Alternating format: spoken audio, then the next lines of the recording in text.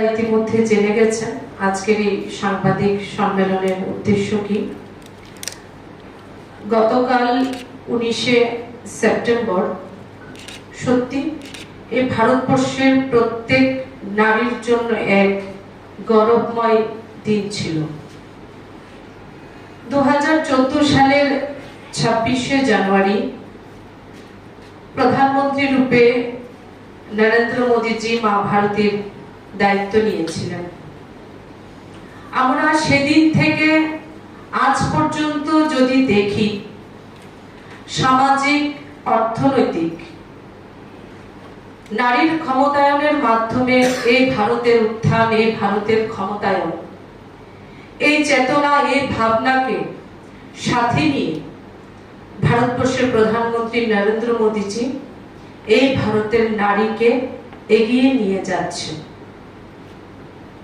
আজ রাজনৈতিক ক্ষেত্র যদি আমরা দেখি, বলা যায় ভারতীয় নারী আজ দাপিয়ে বেড়াচ্ছেন। আমরা যদি ফার্স্ট ক্যাবিনেট, মোদী সরকারের প্রথম ক্যাবিনেট যদি দেখি, সেখানেও দেখেছি আমরা যে অনেক গুরুত্বপূর্ণ বিভাগ মহিলাদের হাতে নরেন্দ্র মোদীজি সগৌরবে অর্পণ করেছিলেন। প্রয়াত সুষমা স্বরাজজি থেকে শুরু করে, স্মৃতি ইরানি থেকে শুরু করে, নির্মলা সীতারামনজি সগৌরবে ভারত সরকারের অনেক গুরুত্বপূর্ণ বিভাগ তারা সামলিয়েছেন। আজকের স্থিতিও যদি আমরা দেখি, ভারতবর্ষের ইতিহাসে প্রথম যে একটি সরকারের ক্যাবিনেটে 11 জন মন্ত্রী, 11 জন মহিলা মন্ত্রী তারা তাদের দায়িত্ব নির্বাহন করছেন।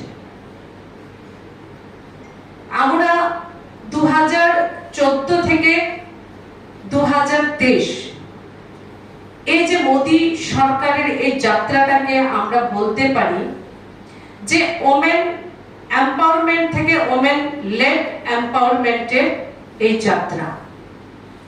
তার প্রমাণ হলো আমাদের এই কিছুক্ষণ আগে মহিলা মোর্চার যিনি সভানেত্রী, উনি একে একে কয়েকটি যোজনা উনি তুলে ধরেছেন।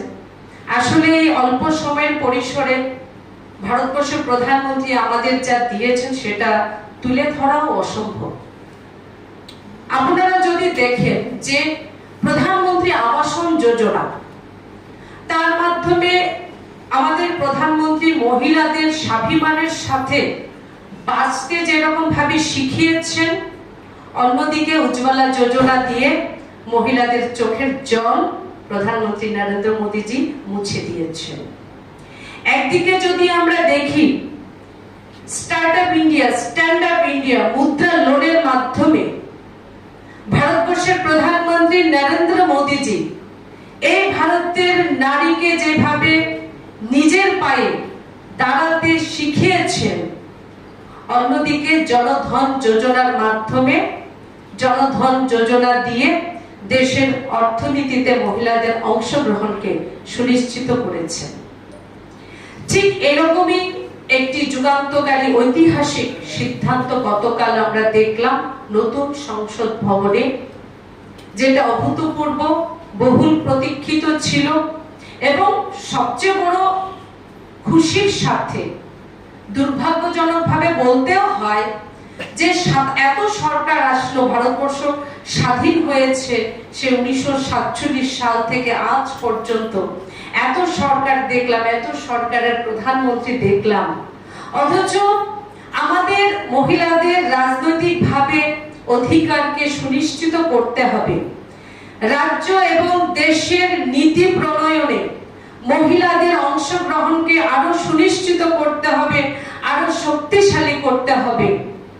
সেই ভাবনা হয়তো অনেকেরই ছিল, কিন্তু ভাবনার সাথে রাষ্ট্রনেতাদের সংকল্প থাকতে হয়।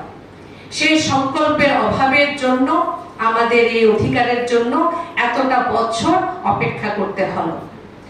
গতকাল আমাদের লোকসভা, প্রত্যেক রাজ্যের বিধানসভা, দিল্লির বিধানসভাতে মহিলাদের জন্য যে 33% সংরক্ষণের জন্য একটি বিল, যে বিলের নাম দেওয়া হয়েছে নারী শক্তি বন্দন অধিনিয়ম আনা হয়েছে। তার জন্য আমিও প্রদেশ বিজেপির পক্ষ থেকে, এই রাজ্যের প্রত্যেক মহিলাদের পক্ষ থেকে আমাদের দেশের যশস্বী প্রধানমন্ত্রী নরেন্দ্র মোদীজিকে আন্তরিক হৃদয় থেকে আমরা ধন্যবাদ জ্ঞাপন করছি। নারী উত্থানে, নারী সশক্তিকরণের দিশাতে একটি যুগান্তকারী পদক্ষেপ আমরা বলতে পারি, এবং এটি যখন কার্যকরী হবে, এই বিল যখন পাস হবে, নিশ্চিতভাবে আমাদের অংশগ্রহণ, রাষ্ট্রের কল্যাণে আমাদের অংশগ্রহণ আরো অনেক বৃদ্ধি পাবে বলে আমরা বিশ্বাস করি। এই অধিনিয়ম নিয়ে, এই বিল নিয়ে আপনাদের যদি কোনো রকম কোনো